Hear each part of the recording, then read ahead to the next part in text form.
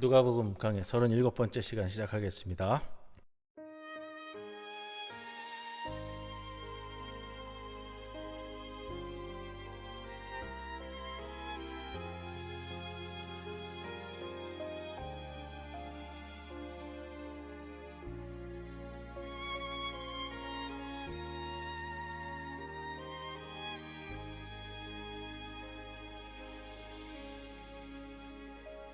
어둠 속에 매이던 내 영혼 갈 길 몰라 방황할 때에 주의 십자가 영광의 그 빛이 나를 향해 비추어 주셨네.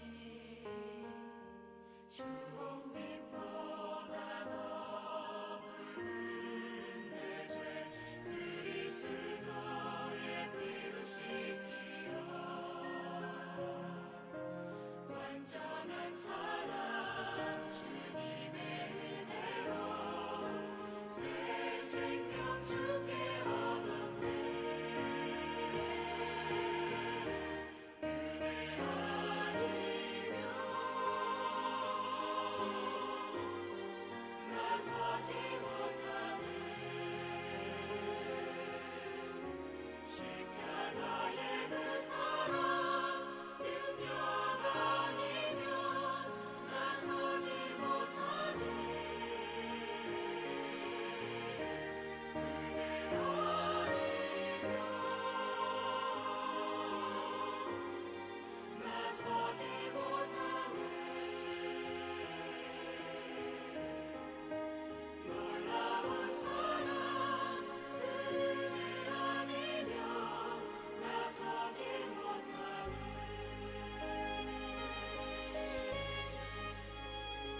나의 노력과 의지가 아닌 오직 주님의 그 뜻 안에서 외로운 자만의 제 말씀하셨네. 완전하신 그 은혜로 은혜 아니면 나서지 못하네. 십자가의 그 사랑 능력 아니면 나서지 못하네. 은혜 아니면 나서지 못하네. 완전한 사랑 은혜 아니면 나서지 못하네. 이제 나 사는 것 아니요 오직 예수 내 안에 살아계시니 나의 능력 아닌 주의 능력으로 이제 주와 함께 살리라. 오직 은혜로 나 살아가리라. 십자가의 그 사랑 주의 능력으로 나는 서리라. 주의 은혜로 나 살아가리라. 십자가 사랑 그 능력으로 십자가 사랑 그 능력으로 십자가 사랑 그 능력으로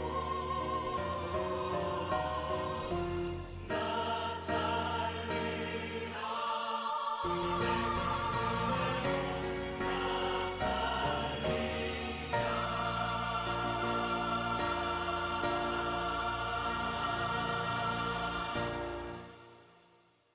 기도드립니다.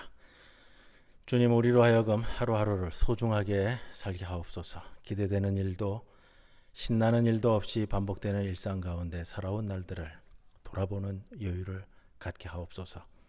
거절당한 순간보다는 응답받은 일을 기억하게 하시고, 짜증나는 순간보다는 기뻐했던 일이 생각나게 하여 주옵소서.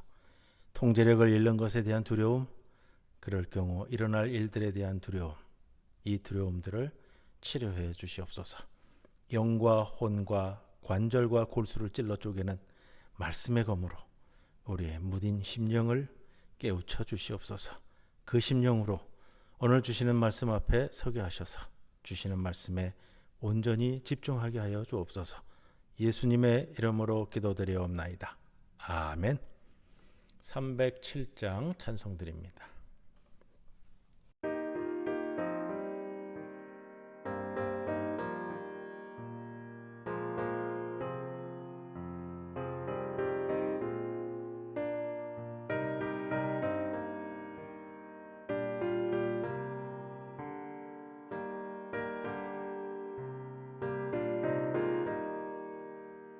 소리 없이 보슬보슬 내리는 저 봄비처럼 내 가슴에 사무치는 주의 음성 고마워라.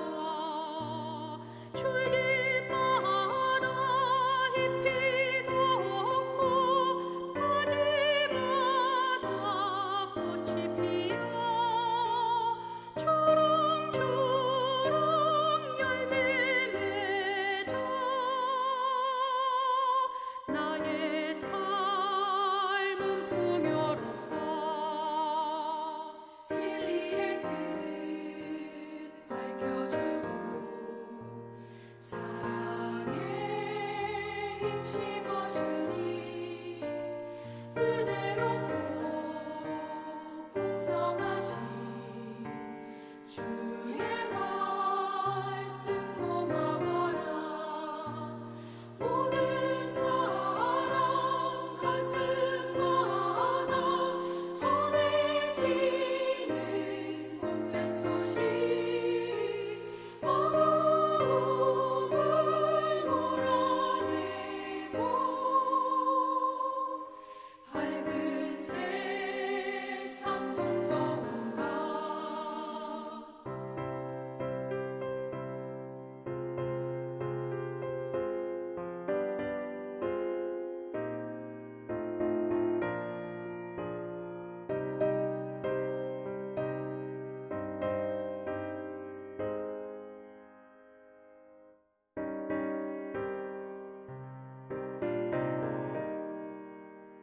우리 주님 자취 따라 나도 걷는 십자가 길 가난하고 외로운 자 죄인들의 친구 예수 영광 중에 다시 배울 주의 나를 기다리며 넘어지고 쓰러져도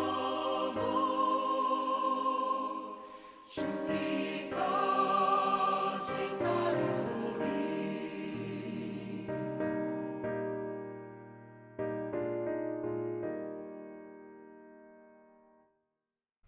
예, 오늘 누가복음 강의 37번째 시간.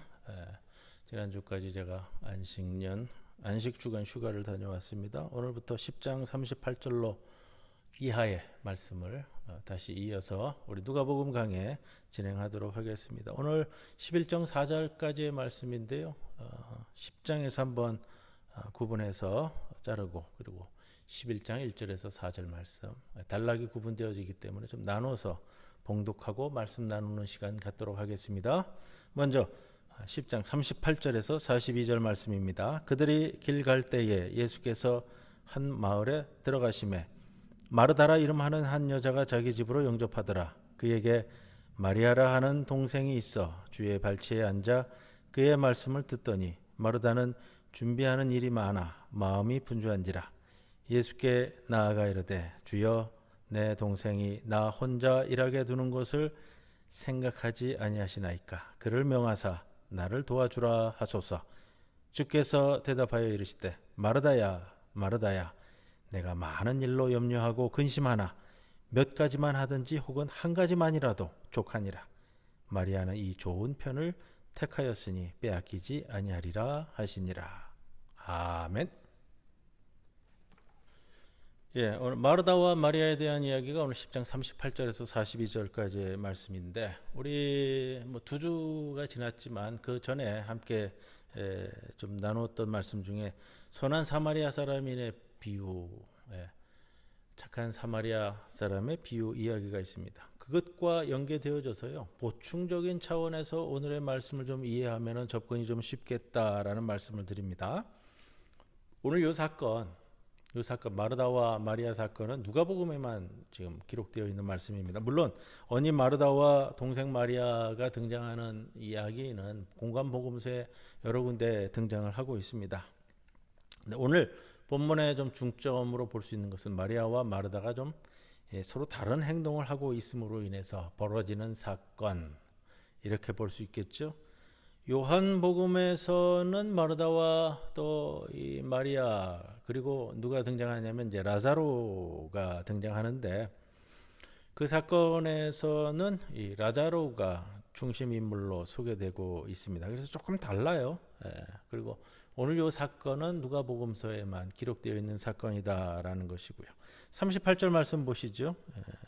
뒷부분에 보면 마르다라 하는 한 여자가 자기 집으로 영접하더라 라는 것처럼, 마르다가 예수님 일행을 자기 집에 초청함으로 인해서 오늘 일이 벌어지고 있습니다. 마르다가 여러 사람을 초청할 수 있을 정도로 재력이 있었을까 하는 것도 조금 생각해 볼 수 있는 부분인데, 무엇보다도 더 중요한 것은 그 여인이 유대 사회에서 재산을 관리함으로써 예수님 일행을 초청할 수 있었을까? 예수님 한 번만 간 것은 아니잖아요. 예수님과 제자들, 그리고 더 많은 일행들이 함께 참석한 것으로 보여지기 때문에 그렇습니다. 유대 사회에서 여성이 가정의 재산을 관리한다라는 것은 조금 상상하기 어려운 그런 사건이기도 합니다. 그러나 헬라 문화에서는 유대 문화보다는 조금 더 여성들의 지위가 유대교보다 좀 존중받은 것처럼 보여집니다. 그래서 아마 그 영향권 하에서 누가 공동체에서 쓰여진 말씀이다, 이렇게 볼 수도 있고요. 자, 누가복음서 기자하고 동일한 인물로 생각되어지는 사도행전 기자가 사도행전 16장 15절 이하에 보면 리디아라는 여인이 사도 바울을 초청하는 장면이 나옵니다. 같은 맥락에서 우리가 좀 생각해 볼 수 있고요. 자, 오늘 이 사건은 마르다가 예수님을 집으로 초청함으로 인해서 벌어졌습니다. 그리고 그 집이라는 것은 아마 초대교회의 가정교회를 배경으로 하는 그런 표현이 아닐까도 생각해 볼 수가 있습니다. 마르다가 주인공으로 소개되어져서 예수님과 주로 대화를 하고요. 마리아는 조연급인 것 같아요. 왜냐하면 마리아는 한마디도 하지 않습니다. 오늘 본문에서. 자, 스승 곁에 앉아서 말씀을 듣는 마리아, 충실한 학생의 면모를 보여주죠. 이 마리아가 예수님 가까이 앉아 말씀을 듣는 장면은 유대 사회에서는 당시로서는 굉장히 파격적인 사건으로 볼 수도 있습니다. 예수님이 무슨 말씀을 마리아에게 했는지 누가복음서 기자는 우리에게 전해주지는 않습니다. 그러나 여성 제자를 두고 있는 예수님의 모습은 굉장히 파격적인 것이고요. 왜 그러냐면 유대 사회, 유대교회 랍비는 여성을 제자로 두지 않았습니다. 허용하지도 않았고요. 자, 누가는 예수님의 말에 마르다가 어떤 반응을 보였는지도 설명하지 않습니다. 많은 일을 걱정하지만 필요한 것은 한 가지뿐인 이유를 예수님이 자세히 밝혀 말씀하고 있지는 않습니다. 그렇다고 마리아가 예수님의 말씀을 듣는 것을 마리아가 불평하고 있다라고 보는 것은 적합하지 않습니다. 마리아가 언니 혼자 일하도록 떠맡겨진 것을 불평하고 있을 뿐입니다. 마르다는 직접 여동생을 꾸짖을 수도 있었겠죠. 오늘 이 장면을 바라본다면. 그러나 그렇게 하지 않습니다. 동생인 마리아의 행동이 옳은지 예수님에게 묻고 있을 뿐입니다. 그래서 누가는 마리아와 예수 사이의 일이 아니라 마르다와 마리아 사이의 일을 언급하고 있다. 이렇게 보셔야 되는 것이 맞습니다.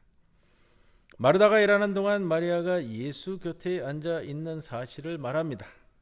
마르다는 예수님이 집 안에 들어오기 전과 후에 똑같이 자기에게 맡겨진 일과를 실행하고 있고, 마리아는 언니인 마르다와는 다른 행동을 선택했습니다. 예수님을 집에 초대한 마르다는 자기 할 일을 충실히 행합니다. 예수님을 초대해 놓고 식사 준비와 시중을 소홀히 한다면 민망한 처신이 될 거잖아요. 마르다는 분명 훌륭히 행동했습니다. 다만 예수님의 친절한 말씀, 친절한 해설을 듣고 마르다는 한 가지 더 깨달았을 것입니다. 좀 이 장면을 우리가 조금 더 긍정적으로 봤으면 좋겠어요. 예수님의 말씀에 집중하는 일이 그때에 걸맞고 더 중요하다는 사실입니다. 언니의 희생 덕분에 마리아가 예수님의 말씀을 들을 수 있었다는 사실에 동생은 언니에게 감사했을 것이다. 예수님은 마르다의 식사 준비에 감사했고 마리아의 선택에 감탄했을 겁니다. 예수님이 마르다의 시중 드는 행동을 무시하거나 비판한 것은 아닙니다. 다른 일과 시중 드는 일을 비교해서 우선순위를 분별하고 있을 뿐입니다. 혹시 이 장면을 무슨 성서 공부가 봉사보다 중요하다는 뜻으로 성서 공부와 봉사를 또 식탁 봉사를 비교하는 것은 아니라는 겁니다. 누가는 말씀 듣기와 식탁 봉사를 대조하는 것이 아니라 말씀 듣기와 걱정하기를 비교하고 있습니다. 더 정확히 말씀드리면 마르다는 너무 많은 일과 적절한 일을 식별해야만 했습니다. 그런데 이 말씀이 자주 말씀 듣기와 식탁 봉사가 대조되는 것처럼 오해되어지기도 했습니다. 지금도 그렇게 설명하는 경우가 많은 것 같고요. 저도 예전에는 이 본문을 가지고 그런 접근을 했었습니다. 마리아, 마르다라는 두 가지 유형으로 분류하는 것은 이 말씀을 보면서 적절하지 않습니다. 마르다와 마리아 자매 이야기에서 주인공은 누구일까? 이렇게 접근하면 주인공은 물론 예수님이 됩니다. 두 여인이 주인공이 아니라 예수님이 주인공이라는 겁니다. 그리고 누가복음서 기자는 교회 공동체에서 여성의 지위와 역할이 아니라 예수님을 만났을 때의 두 여인의 서로 다른 반응과 태도를 우리들에게 소개해 주고 있습니다. 예수님에게 봉사하는 자세나 예수님의 말씀을 경청하는 것 모두 다 훌륭합니다. 음식을 먹을 때는 먹고 말씀을 들을 때에는 듣는 겁니다. 봉사하는 사람의 희생 덕분에 말씀을 듣는 사람이 있고 말씀을 듣는 사람이 있기 때문에 봉사하는 의미가 더 깊어지는 겁니다. 예수님은 마르다를 비판한 것이 아니라 조언하고 있다. 이렇게 보아야 할 것입니다. 마르다는 자기 직분에 충실하고 희생적인 여성입니다. 그러나 많은 일을 신경 쓰고 걱정한 나머지 중요한 본질을 잠시 잊은 것입니다. 마리아가 택한 몫은 예수님의 존재에 집중하고 예수님의 말씀을 경청하는 일이었습니다. 마르다와 마리아 자매, 이 이야기는 교회에서 여성의 직분보다는 믿음의 두 유형으로 설명하는 것이 적합할 것입니다. 두 여인의 자세에서 오늘 여성들은, 특히 여성 신학하는 사람들은 참 이 두 사람에 대한 유형에 대해서 할 말들이 아주 많은 것 같습니다. 그래서 마르다에게서는 봉사의 직분을, 마리아에게서는 말씀의 직분, 뭐 이렇게 연상하기도 하고요. 자, 그러나 우리가 오늘 본문을 보면서는 마르다와 마리아 자매 이 이야기를 통해서 더 중요한 일과 덜 중요한 일을 때로는 잘 분별해야겠다라는 말씀을 드리고 싶습니다. 이런 겁니다. 예수님을 위해서 봉사하기 전에 예수님의 말씀을 들어야겠다라는 것이죠. 행동이 말씀보다 덜 중요하다는 것이 아닙니다. 행동하기 전에 예수님의 말씀에 집중해서 그 행동을 준비하라는 것입니다. 오늘날 교회는 마리아가 택한 좋은 몫을 택하고 있는가? 오늘 마지막 문장을 통해서요, 우리가 생각할 것이 거기에 있습니다. 예수님의 존재에 집중하고 예수님의 말씀을 경청하는 일에 대해서 얼마나 중요하다고 여기는가? 교회의 봉사, 식탁 봉사, 청소, 여러 가지 행사, 우리가 본질적인 것이 먼저 이루어진 다음에 그 다음에 이루어지는 것들, 우리에게 주어진 좋은 몫은 어디일까? 오늘 본문 말씀을 통해서 묵상하시는 여러분들이 되기를 바랍니다. 두 번째 말씀입니다. 두 번째 말씀은 우리 주님의 기도로 흔히 이야기되어지는 말씀인데 1절로부터 4절까지의 말씀 함께 봉독합니다. 예수께서 한 곳에서 기도하시고 마치심에 제자 중 하나가 여짜오되 주여, 요한이 자기 제자들에게 기도를 가르친 것과 같이 우리에게도 가르쳐 주옵소서. 예수께서 이르시되 너희는 기도할 때에 이렇게 하라. 아버지여, 이름이 거룩히 여김을 받으시오며 나라가 임하시오며 우리에게 날마다 일용할 양식을 주시옵고 우리가 우리에게 죄 지은 모든 사람을 용서하오니 우리 죄도 사하여 주시옵고 우리를 시험에 들게 하지 마시옵소서 하라. 아멘. 자, 넉절로 이루어진 것인데요, 예수님의 기도, 이렇게 부제를 붙일 수 있겠습니다. 기도에 대한 해설보다는 기도하도록 격려하는 것이 목적이다, 이것을 대전제로 놓고 오늘 말씀을 봅니다. 그런 뜻에서 초대교회는 특히 누가복음 공동체 내에서는 십계명과 주님의 기도와 사도신경 해설하는 것을 교리 교육의 핵심으로 여겼습니다. 그 모범이 루가입니다.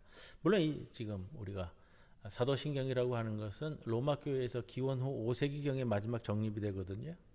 그 전에는 교회들이 계속해서 이 사도신경, 우리 신앙 고백을 이렇게 갈고 닦아오는 시기를 한 500년 정도 갖게 됩니다. 자, 누가복음 11장에 오늘 4절까지 말씀은 주님의 기도인데 그 뒷부분도 계속해서 기도에 대한 내용이 연속으로 나옵니다. 우리가 아는 것처럼 예수님은 자주 기도하셨습니다. 그리고 제자들이 예수님에게 기도를 간청한 사실은 오늘 본문 1절로 봐서는요, 예수님의 기도가 세례 요한을 비롯한 다른 사람의 기도와는 뭔가 다르다라는 것을 전제하고 있습니다. 아마도 요한 그룹에서, 세례 요한의 그룹에서 그들 나름의 공동체 기도가 있었음을 추측할 수가 있습니다. 그런데 그 기도가 어떤 내용인지는 전해지지 않고요. 누가복음에서 이 부분을 잠시 언급하고 있는데 5장 33절 말씀을 보면 이렇게 구절이 있습니다. 요한의 제자는 자주 금식하고 기도하고 이렇게 땡땡땡 이어집니다. 물론 마태복음 6장 9절 이하에서도 우리가 더 긴고 더 확연한 모습의 주님의 기도가 나와 있습니다. 그런데 조금 달라요. 마태복음은 산상수훈의 연속선상에서 주님의 기도를 다루고 있고요. 누가복음은 산상수훈과는 별개로 따로 기록하고 있습니다. 누가복음이 소개하고 있는 예수님의 기도는 우선 청혼의 기도입니다. 예수님은 기도에 대한 이론을 설명하는 것이 아니고요, 기도의 내용을 우리에게 가르쳐주고 있습니다. 주님의 기도는 마태와 누가복음서만이 우리에게 전해주고 있습니다.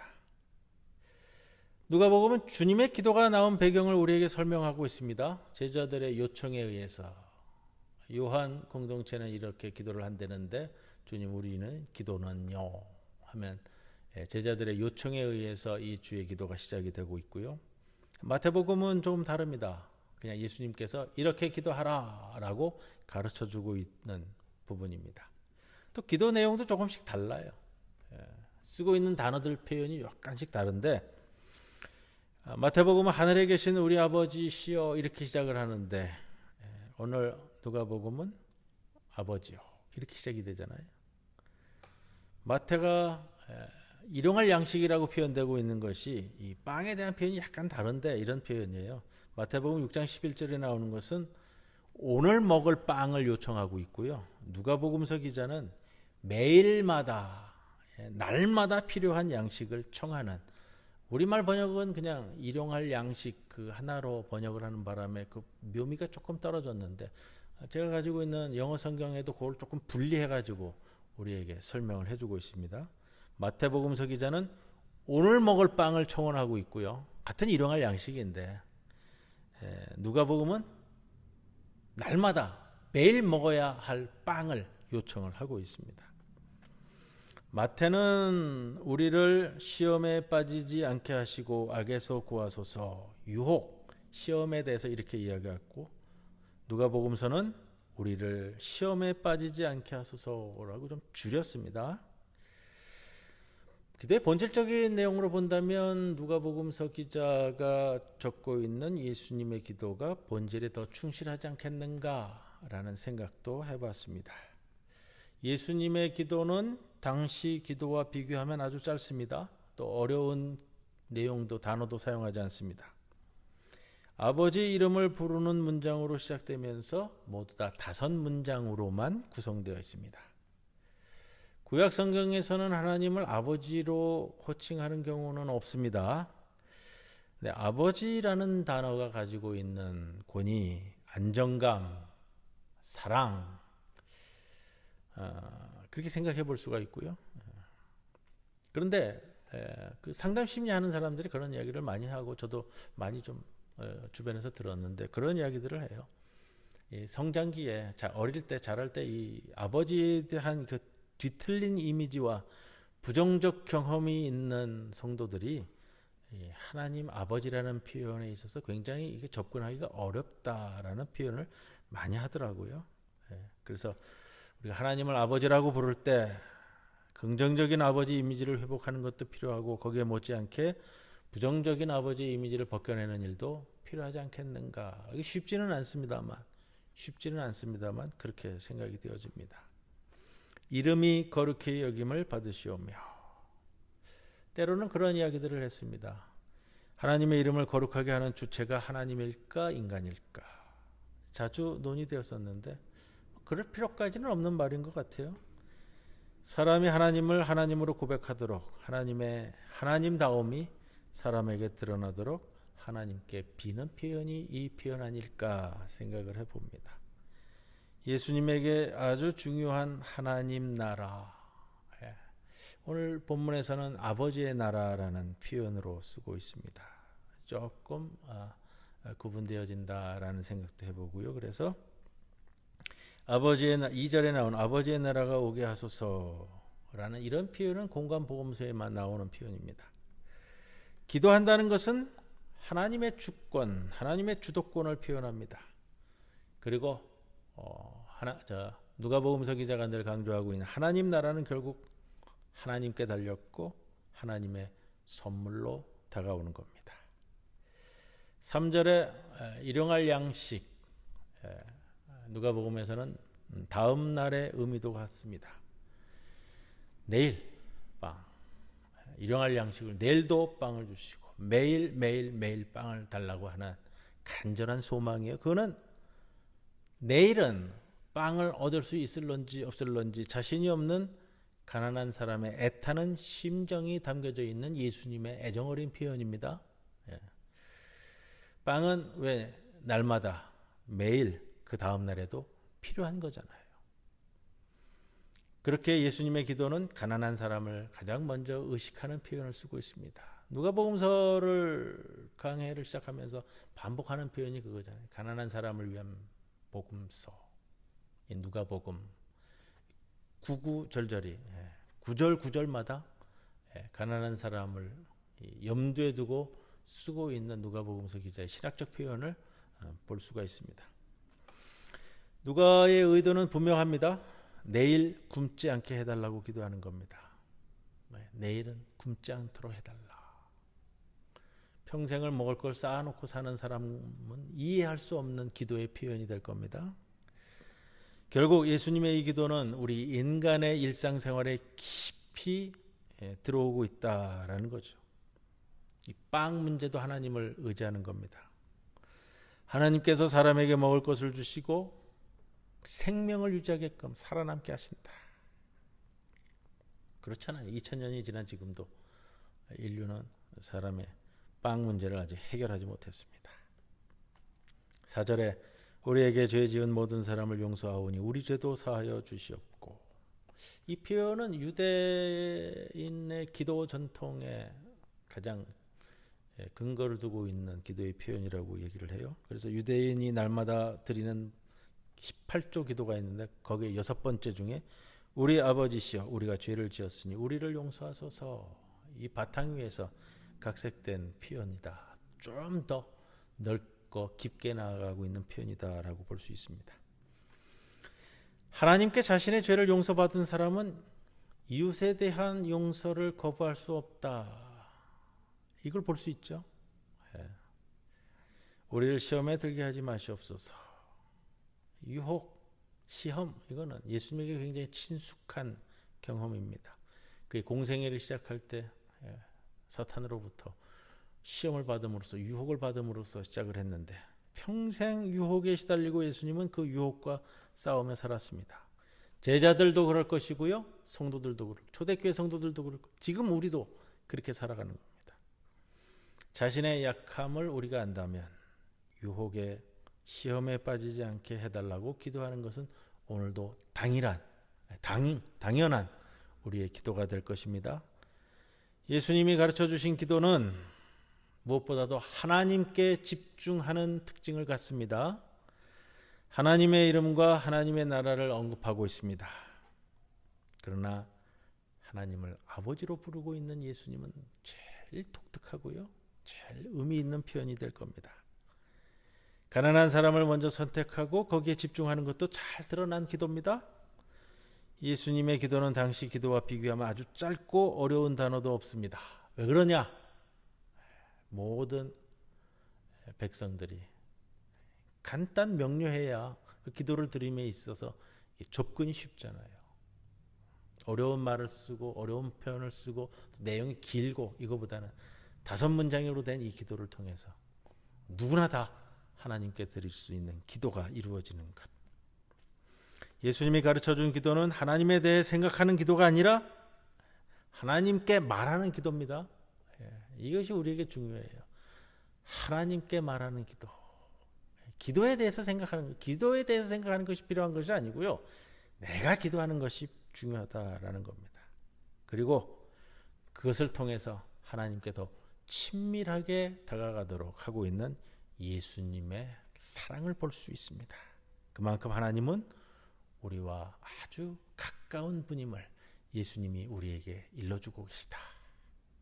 이 말씀을 붙들고 오늘 이 저녁도 주님의 말씀을 붙들고 묵상하시는 성도 여러분들의 길을 주님의 이름으로 간절히 축원합니다. 찬송가 308장 함께 드립니다.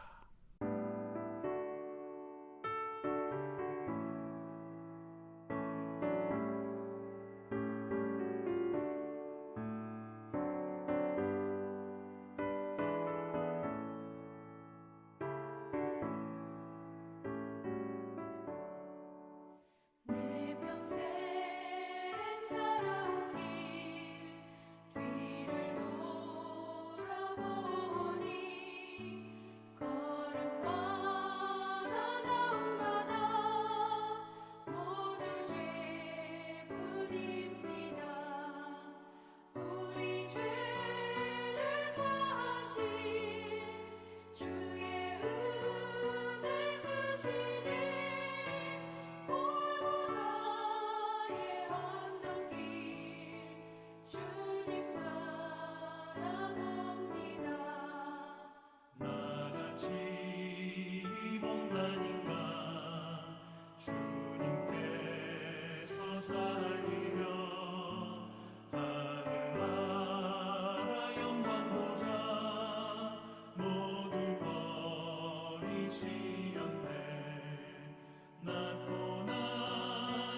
세상에 사람 형상 입으신 하나님의 큰 사랑 어디에나 견주리.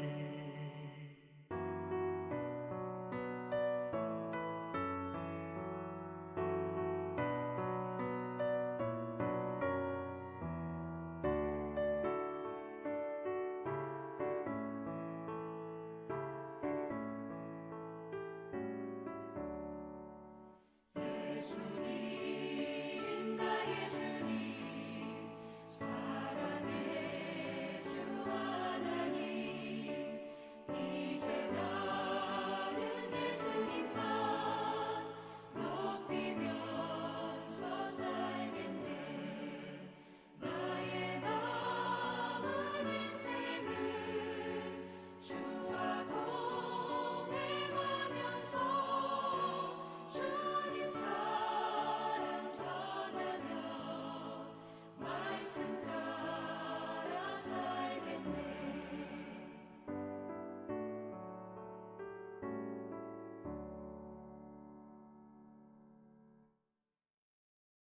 우리 오늘 함께 나눈 말씀 기억하시면서 주님 가르쳐 주신 기도문으로 기도하심으로써, 그리고 오늘 누가복음 강의 37번째 시간 마치도록 하겠습니다. 하늘에 계신 우리 아버지여, 이름이 거룩히 여김을 받으시오며 나라의 임하옵시며 뜻이 하늘에서 이루어진 것 같이 땅에서도 이루어지이다.